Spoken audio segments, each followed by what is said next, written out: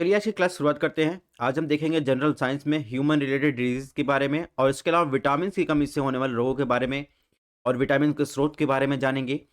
और ये series prelims fact series है, यानी जितने भी आपके स्टेट एग्जाम हो या फिर कोई भी एग्जाम हो उसमें फैक्चुअल जो क्वेश्चन पूछे जाते हैं उसके लिए आपके लिए इंपॉर्टेंट है और ये टू द पॉइंट क्लासेस होंगी।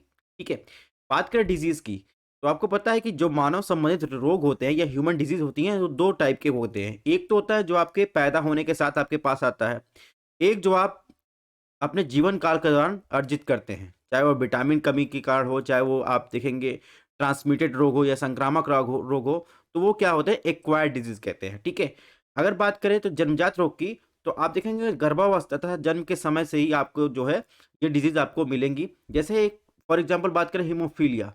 हीमोफीलिया क्या है, जेनेटिक रोग है जिसे रॉयल डिजीज भी कहते हैं। ठीक है, तो इससे सबसे ज्यादा प्रभावित कौन होता है, पुरुष होता है। हालांकि आप देखेंगे जितने भी आप लगभग देखेंगे अधिकांशतः जो जन्मजात रोग होते हैं उसमें जो वेक्टर यानी वाहक होती हैं महिलाएं होती हैं। यानी हीमोफीलिया की तरह आप देखेंगे जो अन्य जितने भी जन्मजात रोग हैं उनके वाहक कौन सी होती है, महिलाएं होती हैं। ठीक है, यानी माँ द्वारा बच्चों में ट्रांसमिटेड होता है। ठीक है, और हीमोफीलिया जिसको होता है उसमें क्या होता है, उसके शरीर में थक्का नहीं बनता। ठीक है, अगर उसको चोट लग जाए तो लगातार जो है आप देखेंगे ब्लड बहता रहता है।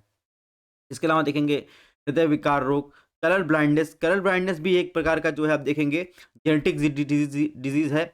इसमें क्या होता है, इसमें जो पीड़ित व्यक्ति होता है, जैसे फॉर एग्जांपल बात करें फेसबुक के जो संस्थापक थे मार्क जुकरबर्ग, वो कलर ब्लाइंडनेस से पीड़ित है।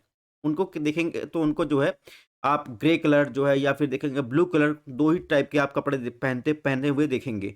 वो क्या होता है, वो जो पीड़ित व्यक्ति होता है वो लाल और हरे रंग को पहचान नहीं पाता है। ठीक है, और इससे भी आप देखेंगे सबसे ज़्यादा जो है पुरुष प्रभावित होते हैं, महिलाएँ जो है वहाँ का काम करती हैं।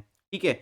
और जो हमने ये तो बात हो गई जन्मजात डिजीज़ की, दूसरा होता है एक्वायर्ड यानी उपार्जित रोग की बात करें तो ये जन्म के बाद पूरे जीवन काल के दौरान जो है आपके साथ रहता है। अगर बात करें एक्वायर्ड डिजीज़ की तो 2 टाइप के होते हैं। ठीक है? एक होता है संक्रामक, दूसरा होता है असंक्रामक रोग। सबसे ज़्यादा क्वेश्चन पूछे जाते हैं संक्रामक रोग से और उसके बाद देखेंगे असंक्रामक रोग से, यानी जो विटामिन की कमी से होने वाले रोग होते हैं उनसे क्वेश्चन पूछे जाते हैं। ठीक है, सबसे पहले हम लोग क्या डिस्कस करेंगे, संक्रामक रोग यानी इन्फेक्शन डिजीज की। तो 2 टाइप के होते हैं, एक तो होता है सिंपल जो है आपको इन्फेक्शन डिजीज मिलेगा, दूसरा आप देखेंगे ब्लड के द्वारा जो है इन्फेक्शन के द्वारा वो रोग फैलते हैं। जैसे बात करें ब्लड के द्वारा तो 2 टाइप के आपको देखने को मिलेंगे सामान्यतः, एक तो होता है एड्स। एड्स भी आप देखेंगे जिस रोगी को एड्स का रोग हुआ होता है तो उसके ब्लड संपर्क आने से, ठीक है, वो रोग फैलता है। दूसरा आप देखेंगे हेपेटाइटिस, तो ये सब क्या है, ब्लड ट्रांसमिटेड डिजीज है। ठीक है, दूसरा बात करें सिंपल अगर ट्रांसमिटेड डिजीज की बात करें, इन्फेक्शन डिजीज की बात करें, तो सबसे पहले आपको पता है बैक्टीरिया यानी जीवाणु से होने वाला रोग, फिर विषाणुओं से होने वाला रोग, इसके बाद प्रोटोजोआ से होने वाला रोग, इसके बाद कृमिजन्य से होने वाला रोग।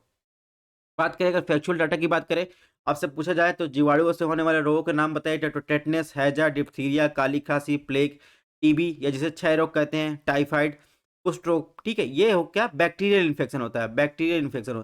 दूसरा आपसे पूछा जाए विषाणुओं से यानी वायरस से होने वाले रोग के नाम बताइए, तो रेबीज या जिसे हाइड्रोफोबिया कहते हैं। इसके अलावा देखेंगे छोटी माता, खसरा, ठीक है, पोलिया, ठीक है, यानी पोलियो की बात करें, चेचक की बात करें तो ये क्या है, वायरस से होने वाला रोग। नेक्स्ट बात करें प्रोटोजोआ से होने वाले रोग की बात करें तो आप देखेंगे तो मलेरिया, पेचिस, पायरिया, कालाजार, निद्रा रोग, ये सब क्या है, प्रोटोजोआ से होने वाला रोग है, पैरासाइट से होने वाला रोग है। नेक्स्ट बात करें क्रिमिजन से होने वाला रोग, फाइलेरिया, नियसिस, एस्केरियोसिस। ठीक है, तो ये क्या है, क्रिमिजन्य रोग है। इसके बारे में डिटेल में हम लोग आगे चर्चा करेंगे, अभी फैक्चुअल जानकारी आपको दे दे रहे हैं। तो बात करें संक्रामक रोगों की तो उसमें एक होता है सेक्सुअली ट्रांसमिटेड डिजीज भी होता है। संक्रामक रोगों में एक प्रकार है सेक्सुअली ट्रांसमिटेड डिजीज। जैसे बात करें तो आप देखेंगे अ, एक होता है जननांग हर्पिस रोग होता है। तो इसमें देखेंगे जो जननांग होते हैं वहां पर देखेंगे सफेद मोती टाइप के फफोले आपको मिलेंगे, तो ये भी सेक्सुअली ट्रांसमिटेड डिजीज में आता है। दूसरा आप देखेंगे क्वेश्चन पूछा जाता है गोनोरिया के बारे में, तो गोनोरिया क्या है, गोनोरिया ये भी सेक्सुअली ट्रांसमिटेड डिजीज होता है। गोनोरिया से पीड़ित रोगी के लैंगिक संपर्क में आने से जो है ये डिजीज होता है और ये इसके जो है बचने के लिए एंटीबायोटिक दवा का उपयोग किया जाता है। अक्सर जो गोनोरिया से पीड़ित होते हैं तो उन महिलाओं को गर्भावस्था धारण करने की जो क्षमता जो है नहीं होती है। ठीक है, सिफिलिस भी आप देखेंगे सेक्सुअली ट्रांसमिटेड डिजीज है। इसके अलावा देखेंगे ट्राइकोमोनिसिस, ये भी जो आप देखेंगे सेक्सुअली ट्रांसमिटेड डिजीज है। ठीक है, तो ये तो बात हो गई सेक्सुअली ट्रांसमिटेड डिजीज की। अब अगर बात करें इन्फेक्शन डिजीज में, सिंपल इन्फेक्शन डिजीज की, तो इसके बारे में चर्चा करने से पहले आपको बता दें, अगर क्लासेस की पीडीएफ आपको चाहिए तो आपको हमारा टेलीग्राम चैनल ज्वाइन करना पड़ेगा। डिस्क्रिप्शन बॉक्स में लिंक दी गई है, या आप व्हाट्सएप पेज और टेलीग्राम को स्कैन करके ज्वाइन कर सकते हैं। क्लासेस पसंद आ रहे चैनल को सब्सक्राइब भी कर सकते हैं, ठीक है। नोट्स और जो भी अपडेट है वो आपको टेलीग्राम और व्हाट्सएप पेज पर मिलेगा, इसको आपको ज्वाइन करना पड़ेगा। अगर बात करें सबसे पहले बैक्टीरिया से होने वाले रोगों की बात करें तो टिटनेस। टिटनेस आप देखेंगे तो एक होता है बैक्टीरिया होता है, क्लास्ट्रीडियम टिटनी बैक्टीरिया होता है, इसके द्वारा ये फैलता है, ठीक है।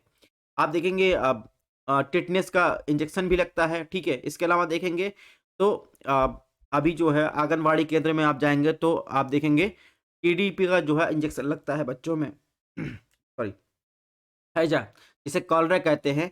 तो ये भी बैक्टीरिया जो है इन्फेक्शन डिजीज है, अक्सर देखेंगे मक्खियों द्वारा जो है भोजन के द्वारा ये फैलता है। तो वो जो बैक्टीरिया होता है उसका नाम होता है विब्रियो कॉलरी, ठीक है। तो इसको द्वारा फैलता है, इसीलिए कहा जाता है उबाल कर जो है पानी पीने के लिए कॉलरा की वैक्सीन होती है। नेक्स्ट बात करें डिप्थीरिया। डिप्थीरिया की बात करें तो इससे क्या होता है, ये भी फूड इन्फेक्शन से होने वाला डिजीज है। तो देखेंगे मुंह के अंदर आप देखेंगे इस प्रकार के आपको छाले देखने को मिलेंगे, ठीक है।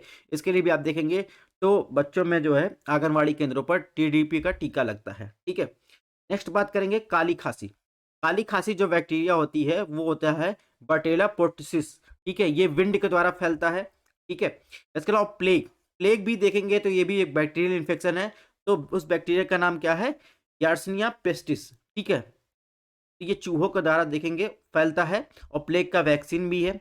इसके अलावा टीबी या क्षय रोग की बात करें तो माइक्रो बैक्टीरियम ट्यूबरकुलोसिस, या भी एक देखेंगे हवाओं के द्वारा फैलता है, यानी जो रोगी संक्रमित होता है उसके निकट संपर्क में आने से ये फैलता है, ठीक है। और खासकर देखेंगे खराब वेंटिलेशन के कारण जो है घनी आबादी वालों क्षेत्र में ये फैलता है। इसके अलावा इसके लक्षण की बात करें तो बलगम वाली खांसी आना, कभी-कभी खून आना, सीने में दर्द होना, ये सब जो है इसके लक्षण हैं, ठीक है। आप देखेंगे बीसीजी का जो है आप देखेंगे टीका भी लगता है। नेक्स्ट बात करेंगे टाइफाइड।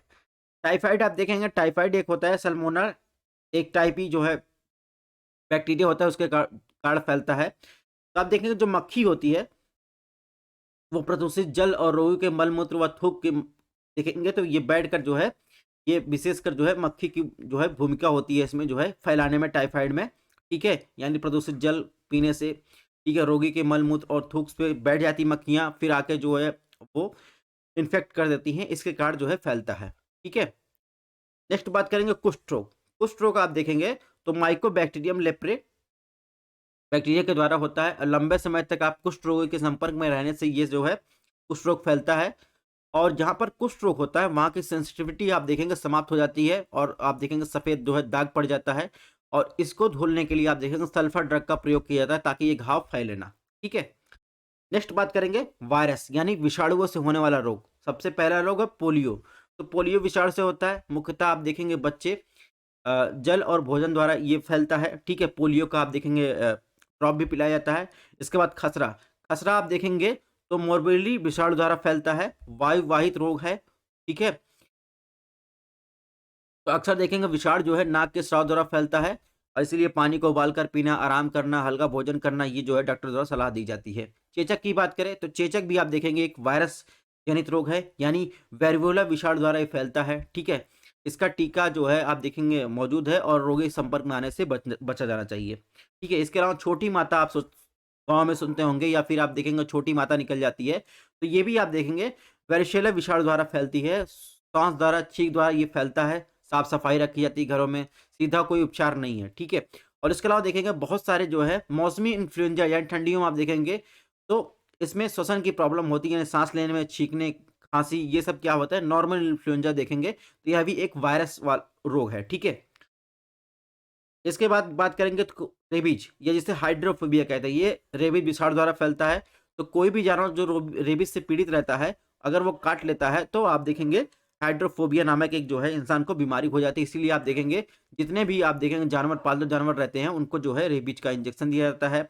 इसके अलावा देखेंगे अगर घाव कुत्ता काट ले तो आप देखेंगे इंजेक्शन के साथ साथ जो है आपको साफ करके रखना पड़ता है। इसके अलावा शुद्ध कार्बोलिक और नाइट्रिक अम्ल से जो है उसको जो है दाग देना पड़ता है। तो ये सब चीज़ें होती हैं रेबीज के काटने के बाद।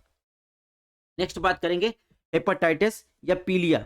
आप देखेंगे हेपेटाइटिस विषाणु के द्वारा ये फैलता है और हेपेटाइटिस के 6 लक्षण होते हैं। आप देखेंगे आँखों और स्किन में पीलापन होना, थकान महसूस करना, पेट में दर्द होना, उल्टियाँ और ठीक है।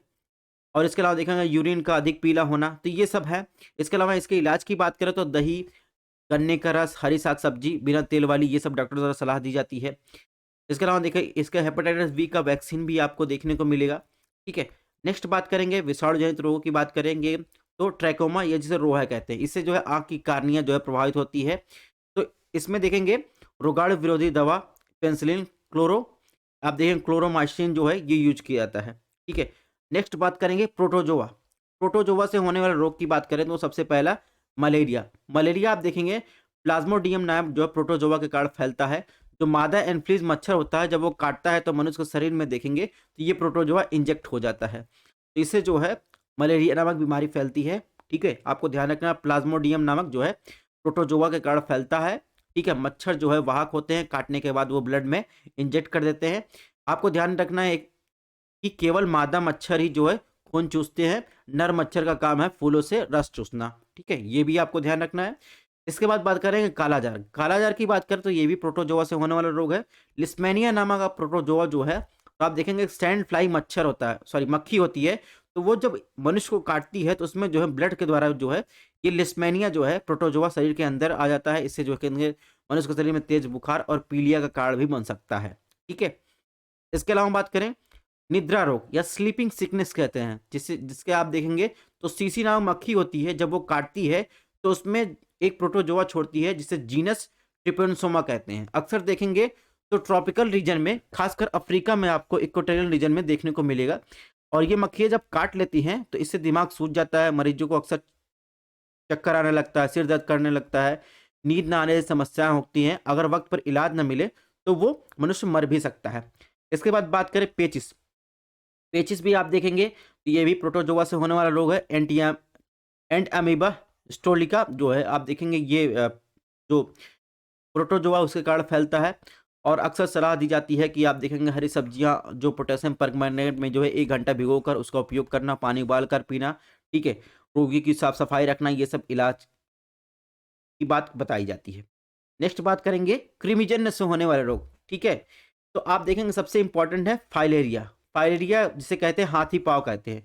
एक होता है क्यूलेसिस मच्छर। क्यूलेसिस मच्छर से आप देखें गंदी पानी से रोगाणु का जाना तो तेज जो ये ज़्यादा तेजी से फैलता है। इससे देखेंगे शरीर का अंग सूज जाता है, विशेषकर जो है इसे इस प्रकार के आपको हाथी जैसे पाँव दिखाई देंगे, ठीक है। तो फाइलेरिया को क्या कहते हैं, हाथी पाँव भी कहते हैं, ठीक है। नेक्स्ट बात करेंगे टीनियसिस। टीनियसिस क्या है, संक्रमित सुअर का अथवा मांस खाने से फैलता है। तो ये भी एक पेट में जाकर देखेंगे कृमिजन्य रोग होता है, ठीक है। रोगी के पेट में इससे परेशानियां बढ़ जाती हैं।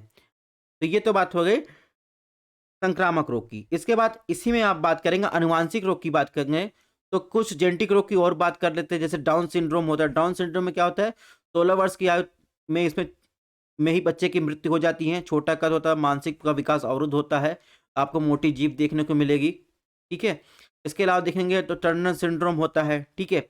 और इसके अलावा कन्फिल्टर आपको सिंड्रोम देखने को मिलेगा। ये सब क्या है, जेनेटिक डिजीज है। अब हम लोग बात करते हैं असंक्रामक रोग की, यानी नॉन इन्फेक्शन डिजीज की। तो इसमें क्या आता है, विटामिन की कमी से होने वाले रोग की। अब इसमें पूछा क्या जाता है, एक तो विटामिन पूछा जाता है, दूसरा इसका रासायनिक नाम और इसके कमी से होने वाले रोग की। तो यहाँ पर लिस्ट दी गई है। विटामिन ए का रासायनिक नाम रेटिनॉल है, इससे रतौंधी रोग होता है जिसे नाइट ब्लाइंडनेस कहते हैं। कलर ब्लाइंडनेस क्या है, कलर ब्लाइंडनेस जेनेटिक डिजीज है। विटामिन बी 1 थायमिन इसका केमिकल नाम है, इसे बेरी बेरी रोग होता है। बी 2 राइबोफ्लोविन, ठीक है।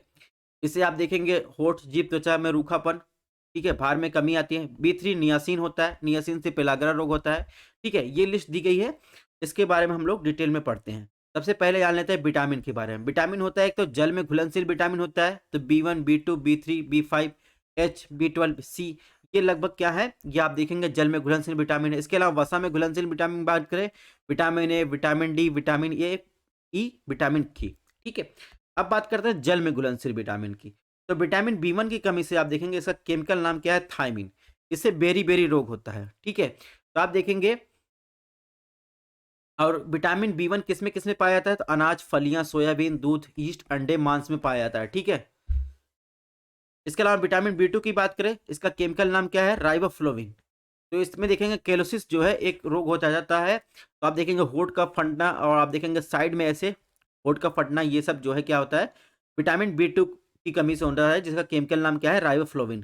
तो विटामिन बी 2 किसमें पाया जाता है? Paneer, egg, east, green vegetarian, आप देखेंगे लीवर, मांस में, ये सब में जो है क्या पाया जाता है? Vitamin B 2। इसके बाद विटामिन बी 3, इसका केमिकल नाम क्या है? नियासिन, या जिसे निकोटीन अम्ल कहते हैं। ठीक है।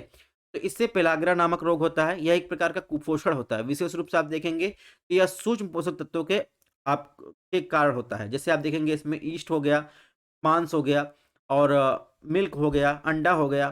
तो इन सब के जो है इसकी कमी पूरी की जा सकती है। ठीक है। इसमें विटामिन बी 3 पाया जाता है। बी 5 की बात करें तो इसका जो केमिकल नाम है पैंथोटिक अम्ल कहते हैं। ठीक है। इससे आप देखेंगे चर्म रोग, बाल सफेद होना, जनन क्षमता कम होना, तो ये सब जो है विटामिन बी 5 की कमी है, तो ये सब कमियां हो सकती हैं। और इसको कमी दूर कहाँ से करेंगे? तो आप देखेंगे दूध, टमाटर, मूंगफली, गन्ना, लीवर और मांस के द्वारा इसको दूर किया जा सकता है। विटामिन बी 6 की बात करें तो विटामिन बी 6 का केमिकल नाम क्या है? पायरोडोक्सिन। ठीक है। इससे चर्म रोग, पेशी ऐंठन, खून बनने में परेशानी, ये सब प्रॉब्लम हो सकती है। तो आप इसको कहाँ से दूर कर सकते हैं? अनाज के द्वारा, दूध के द्वारा, लीवर के द्वारा, मांस, ईस्ट के द्वारा, मछली के मांस के द्वारा, ये सब जो है दूर कर सकते हैं। विटामिन एच की बात करें, जिसका केमिकल नाम है बायोटिन। बायोटिन से कमी से, विटामिन एच की कमी से क्या हो सकता है? चर्म रोग हो सकता है, बालों का झड़ना हो सकता है। इसीलिए आप देखेंगे विटामिन एच की कमी को दूर करने के लिए लोग क्या कहते हैं? आप देखेंगे मांस, गेहूं, अंडा, मूंगफली, चॉकलेट, फल, सब्जी, ईस्ट, ये सब का उपयोग कर सकते हैं। विटामिन बी 12 की बात करें तो इसका केमिकल नाम क्या है? साइनोकोमलमिन। ठीक है।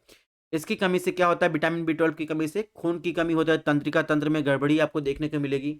अब विटामिन बी 12 की कमी आप दूर कहाँ से कर सकते हैं? तो आप देखेंगे पनीर, एग के द्वारा, यानी अंडे के द्वारा, दूध के द्वारा, फिश द्वारा, इसका लीवर द्वारा, मांस द्वारा। ठीक है। इन सब के द्वारा दूर कर सकते हैं। विटामिन सी, विटामिन सी का केमिकल नाम पूछा जाता है, तो आपको ध्यान रखना है एस्कॉर्बिक अम्ल। इसकी कमी से आप देखेंगे स्कर्वी रोग होता है, तो इस तरह का देखेंगे दांतों में आपको खून देखने को मिलेगा। और इसके अलावा देखेंगे इसकी कमी को दूर कहाँ से किया जाता है? दांतों में आप देखेंगे डेंटिन का निर्माण के लिए, घाव को भरने के लिए आवश्यक है। ठीक है। तो टमाटर हुआ, और फ्रूट्स हुआ, आलू हुआ। ठीक है। इन सब के द्वारा जो है विटामिन सी का यूज करके आप जो है इस कमी को दूर कर सकते हैं। खासकर आप देखेंगे रसदार फलों द्वारा, जो खट्टे फल हैं। ठीक है। नेक्स्ट बात करेंगे फॉर्मिक अम्ल समूह। फॉर्मिक अम्ल समूह को आपको ध्यान रखना है। जैसे आप एक मिल्क और फिश हो गया, मांस, लीवर, इसमें क्या फॉर्मिक अम्ल पाए जाते हैं। नेक्स्ट बात करेंगे वसा में घुलनशील विटामिन की बात करेंगे। ठीक है। तो विटामिन ए, जिसे रेटिनॉल कहते हैं, रेटिनॉल, या जिसे क्या कहते हैं? जेरोथैल्मिया कहते हैं। इसकी कमी से क्या होता है? रक्तवृद्धि रोग होता है। ठीक है। Night blindness. ठीक है। इसमें आप देखेंगे इसकी कमी को कहाँ से दूर किया जाता है? इसके दूध, मक्खन, अंडा, फिश हो गया, ऑयल हो गया। ठीक है। और फिश ऑयल की बात साथ आप देखेंगे जो लीवर का मांस होता है, सॉरी मांस होता है, उसके द्वारा जो है विटामिन ए की कमी दूर की जा सकती है। ठीक है। विटामिन डी आप देखेंगे कैल्सीफेरॉल, जो आपको हम बता रहे हैं कि इसका केमिकल नेम, ये आपको जरूर ध्यान रखना है। कैल्सीफेरॉल जो होता है, इसकी कमी के कारण आप क्या होता है? सूखा रोग होता है, जिसे रिकेट्स कहते हैं। ठीक है। इस कमी को कहाँ से दूर कर सकते हैं? मक्खन द्वारा, यकृत द्वारा, अंडे, सूर्य के प्रकाश के द्वारा। ठीक है। इसके अलावा देखेंगे कैल्शियम और फास्फोरस के उपचय हड्डियों और दांतों में वृद्धि में ये जो है सहायक होता है विटामिन डी। नेक्स्ट बात करेंगे विटामिन ई। विटामिन ई का केमिकल नाम क्या है? टेकोफेरॉल। टेकोफेरॉल की कमी से, यानी विटामिन ई की कमी से क्या होता है? जननांग और मांसपेशी कमजोर हो जाती है, नपुंसकता की भी समस्या आ सकती है। इसीलिए आप देखेंगे विटामिन ई की कमी को दूर करने के लिए आप देखेंगे तेल, गेहूं, अंडे की जर्दी, ठीक है, यानी जो आप हाफ फ्राई कहते हैं, सोयाबीन, इनका उपयोग किया जा सकता है। ठीक है। विटामिन के की बात करें, विटामिन के का केमिकल नाम क्या है? फ्लावोक्लोविन। ठीक है। इससे क्या होता है? अगर जिसके शरीर में विटामिन के की कमी है तो चोट लगने पर शरीर में थक्का नहीं बनता, यानी खून अधिक बहता है। ठीक है। तो ये है, इसकी कमी को कहाँ से दूर कर सकते हैं? विटामिन के हरी पत्तियाँ, ठीक है, वाली सब्जियाँ खाकर, अंडा, और इसके अलावा मांस खाकर, टमाटर, गोभी, सोयाबीन खाकर इनसे दूर कर सकते हैं। आपको ध्यान रखना, हीमोफीलिया अलग चीज़ है। हीमोफीलिया क्या है? जेनेटिक डिजीज़ है। विटामिन के क्या है? अलग चीज़ है। हीमोफीलिया में क्या होता है? शरीर में थक्का नहीं जमता, लेकिन इसमें क्या होता है? थक्का न जमता, खून खून अधिक बहता है। इसको आप दूर कर सकते हैं, विटामिन के की जो स्रोत है उनसे दूर कर सकते हैं। लेकिन आपको अगर हीमोफीलिया डिजीज़ है तो यह एक रॉयल डिजीज़ है। ठीक है। यह एक जेनेटिक डिजीज भी है, इसको आप दूर नहीं कर सकते। ठीक है, तो ये चीज़ें आपको ध्यान रखनी होगी। तो आज की क्लास यहीं पर समाप्त करते हैं, मिलते हैं नेक्स्ट लेक्चर में।